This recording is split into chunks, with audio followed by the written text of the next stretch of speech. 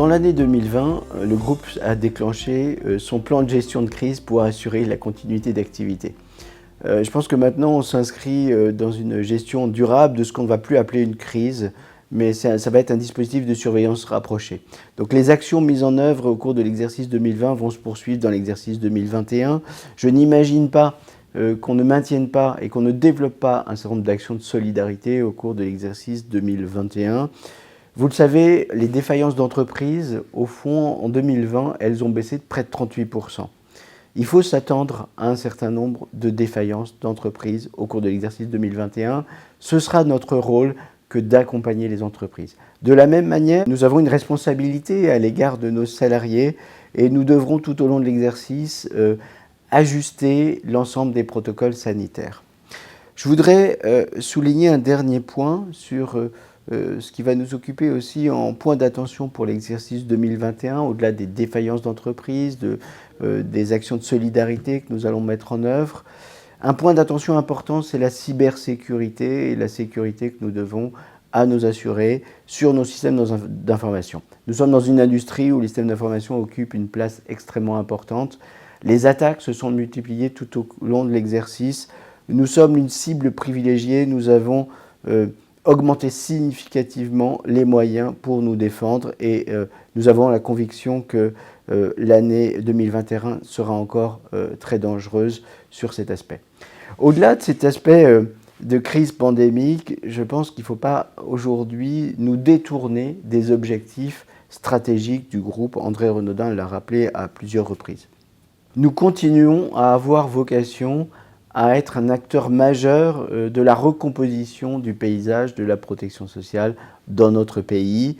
Après une période de crise, il s'ensuit toujours une période de recomposition du paysage de la protection sociale dont nous souhaitons être acteurs. Ça, c'est sur l'aspect un petit peu institutionnel.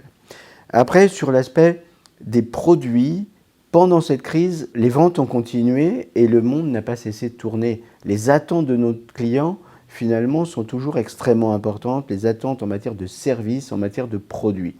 L'année 2020 a été marquée par le développement de la loi Pacte au travers du développement de produits extrêmement importants comme les PER individuels avec la transformation de contrats, notamment de contrats Madelin, vous le savez bien, vous chez Amphithéa, de contrats Madelin en produits d'épargne retraite individuels. C'est un bouleversement qui finalement a été un petit peu masqué par cet effet de crise et par tous ces effets de crise sanitaire. Et pourtant, les attaques sur nos portefeuilles sont assez importantes et l'urgence à transformer nos produits, elle est là et elle est déjà engagée chez un certain nombre de nos compétiteurs.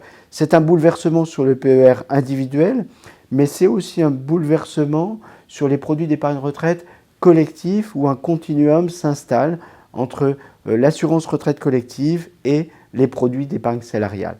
Et en cela, le partenariat que le groupe a engagé avec Natixis Interépargne, finalement, c'est l'alliance du numéro 1 de l'épargne retraite et du numéro 1 ou 2 de l'épargne salariale pour travailler sur cette offre d'épargne retraite collective. Donc là aussi, il ne faut pas que cette crise sanitaire nous détourne de ces priorités produits, de ces priorités de service client dans un marché qui continue à bouger.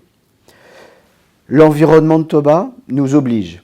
L'environnement de Toba nous oblige puisque les fonds en euros ont une rentabilité. Vous l'avez vu, chacun d'entre nous le voit sur ces contrats. On a une baisse de rentabilité sur les fonds euros qui, depuis 4 ou 5 ans, s'étale entre 15 à 20 centimes par an. C'est la résultante de l'accumulation d'investissements ces dernières années qui se sont faits dans un environnement de Toba négatif. Il n'y a pas de raison pour que la rentabilité du fonds euro dans les 2-3 années à venir continue cette baisse de 15 à 20 centimes par an. Ce qui nous conduirait à des rendements inférieurs à 1% net. Dans cet environnement, il faut songer à des supports différents, probablement un petit peu plus risqués, mais qui garantissent un niveau de sécurité minimum. Le triptyque espérance de rendement élevé, sécurité et liquidité à tout moment n'est plus possible dans l'environnement dans lequel nous sommes. Il va falloir choisir et développer en collaboration avec notre association souscriptrice ces nouveaux produits, ces nouveaux supports à l'instar de ce qu'ont fait nos concurrents. Et donc là, il y a beaucoup d'innovations sur lesquelles il nous faut travailler dans les années à venir. Le service client, les attentes des clients ont beaucoup évolué pendant cette phase de crise. La digitalisation, je pense que la transformation de notre groupe, la transformation de notre relation avec les clients, tout s'est accéléré pendant cette période de crise. Il va falloir en tirer les bénéfices, au plus grand bénéfice des clients et des membres de l'association Amphithéâtre et des clients du groupe en général. Et je le disais tout à l'heure, le groupe doit garder aussi ses objectifs stratégiques, d'être un acteur majeur de la protection sociale, mais aussi d'être un acteur majeur, et je souhaiterais peut-être conclure par cela, d'un acteur majeur de ce qui se passe actuellement en matière d'évolution de la longévité. Il y a un boom de la longévité, un boom des seniors qui va arriver, un accompagnement nécessaire. AG2R La Mondiale a un rôle à jouer dans l'accompagnement des seniors, dans leur bien vivre, dans leur bien vieillir. Et la dernière initiative en date que vous avez pu voir, c'est cette décision du groupe de rentrer en négociation exclusive pour l'acquisition du numéro 1 des résidences seniors en France, qui s'appelle Aegide Domitis. Alors l'opération n'est pas, à l'heure où je vous parle, complètement définitive. Peut-être qu'à l'heure où vous m'entendrez, l'opération sera conclue.